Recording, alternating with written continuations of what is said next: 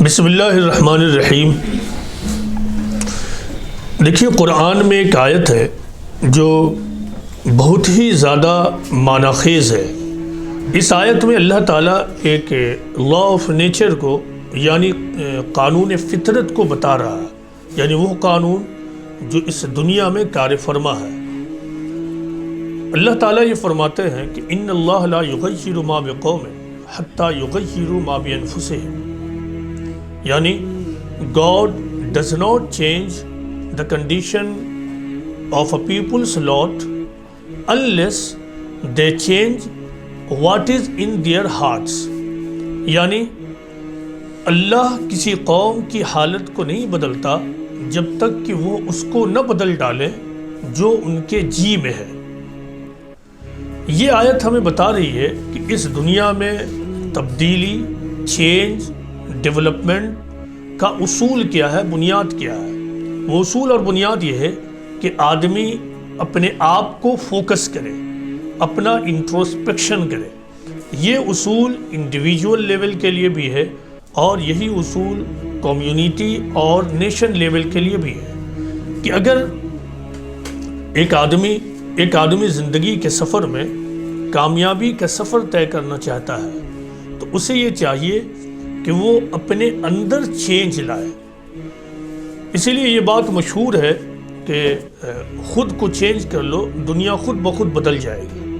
یہ وہی بات ہے کہ آدمی خود کو چینج کرے، آدمی اپنے اندر تبدیلی لائے، آدمی اپنے اندر اپنے بارے میں محاسبہ کرے۔ یہی معاملہ قوموں کا ہے۔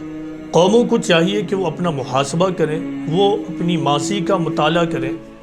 موجودہ زمانے میں مسلمانوں کے ساتھ یہ کیس پیش آیا کہ ایک زمانے تک دنیا میں تمام فیلڈز میں غلبہ اور ڈومیننس کے بعد ان کو فیلیور دیکھنا پڑا۔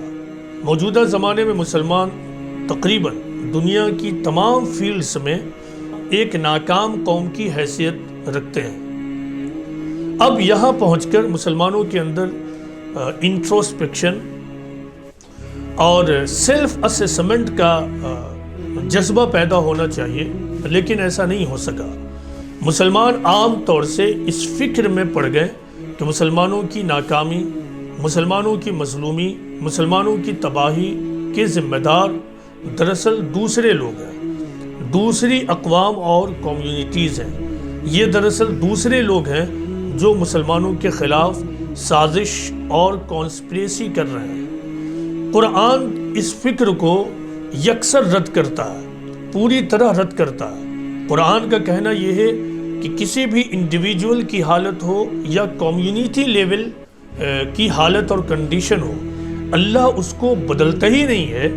اس معاملے میں کوئی بھی ڈیوائن ہیلپ اس وقت تک آتی ہی نہیں ہے جب تک کہ وہ انڈیویجول اور وہ کمیونٹی خود کو بدلنے کے لیے تیار نہ ہو۔ مسلمانوں کے اندر یہ سوچ پیدا ہوئی، مسلمانوں کے نام نہاد لیڈرز کی وجہ سے، کہ یہ دراصل دوسروں کی سازش اور کانسپریسی ہے۔ مگر قرآن ایک اور ہی بات کہتا ہے۔ قرآن یہ کہتا ہے کہ اس دنیا کا نظام اس ڈھنگ سے بنایا گیا ہے کہ اس دنیا میں ایک اور دوسرے کے درمیان مقابلہ کی فضا ہوگی، ایک قوم اور دوسری قوم کے درمیان مقابلہ اور چیلنج کا ماحول ہوگا۔ یہ دراصل چیلنج اور کمپٹیشن کا ماحول ہے، نہ کہ سازش کا ماحول۔ جس چیز کو ہم سازش سمجھتے ہیں یہ دراصل کمپٹیشن کا مسئلہ ہے۔ تو جب کسی چیز کو آپ کمپٹیشن سمجھیں تو اس سے آپ کے اندر پازیٹیو تھنکنگ پیدا ہوگی، لیکن اگر اس کو آپ سازش اور کانسپریسی کے خانے میں رکھیں تو اس کے نتیجے کے طور پر آدمی کے اندر نگیٹو تھنکنگ اور فرسٹریشن پیدا ہوگا۔ قرآن یہ کہتا ہے کہ اپنے آپ کو پازیٹیو تھنکر بناؤ۔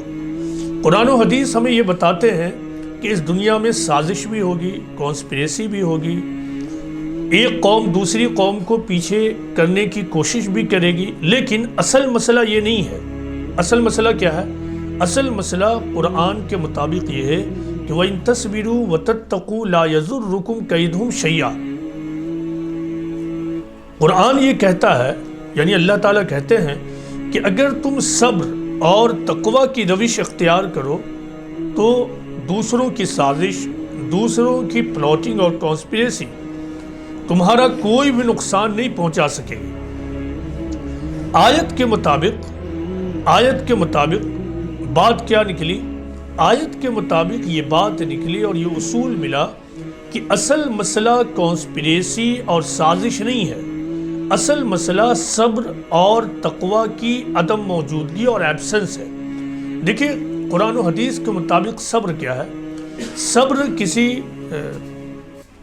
کاہلی کا نام نہیں ہے، صبر بے عملی کا نام نہیں ہے، صبر دراصل بڑے عمل کا نام ہے۔ صبر کا مطلب یہ ہے کہ آدمی کسی بھی گیون سچویشن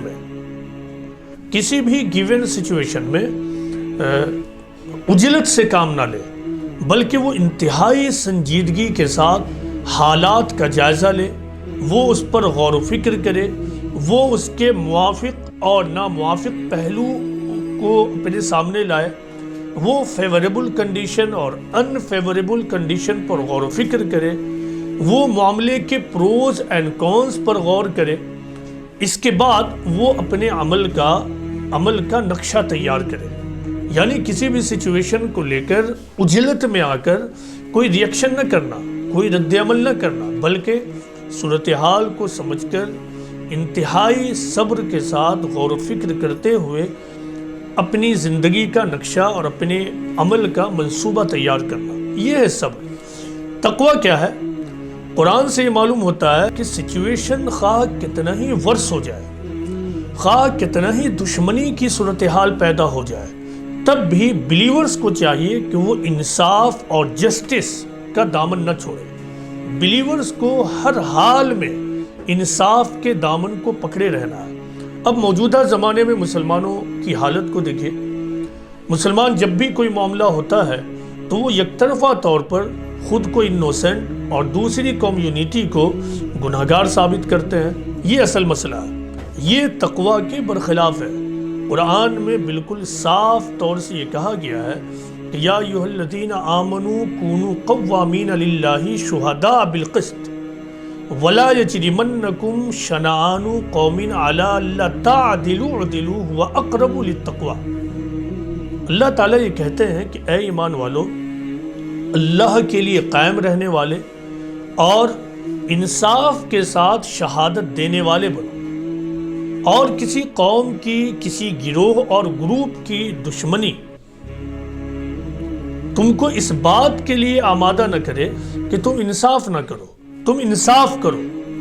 یہی تقوی سے قریب ہے۔ یعنی قرآن کی تعلیم یہ ہے کہ ہر حال میں انصاف کرنا، جسٹس کرنا، خواہ دوسرے ہمارے ساتھ انجسٹس ہی کیوں نہ کریں، نا انصافی ہی کیوں نہ کریں۔ خلاصہ کلام یہ ہے کہ کسی فرد کی حالت اور کنڈیشن ہو یا پھر کسی قوم اور نیشن کی حالت اور کنڈیشن ہو، سب کے لیے پرنسپل ایک ہی ہے، اور وہ کیا کہ آدمی اپنا محاسبہ کرے، قوم اپنا محاسبہ کرے، وہ اپنے ماضی کا مطالعہ کرے، وہ اپنے ماضی کے گہرے مطالعے کے بعد یہ جانے کہ ہم سے کہاں پہ مسٹیک ہوا، ہمارے رہنماؤں نے کہاں غلطیاں کی، اور اب ہمیں کس طرح ان غلطیوں کو سدھارتے ہوئے اپنی زندگی کے سفر کو آگے بڑھانا ہے۔ یہ قرآنک فلسفہ ہے۔ قرآن و حدیث کے مطابق یہی اس دنیا میں ایک انڈیویجول کے لیے بھی کامیابی کا فارمولہ ہے اور ایک کمیونٹی کے لیے بھی کامیابی کا فارمولہ ہے۔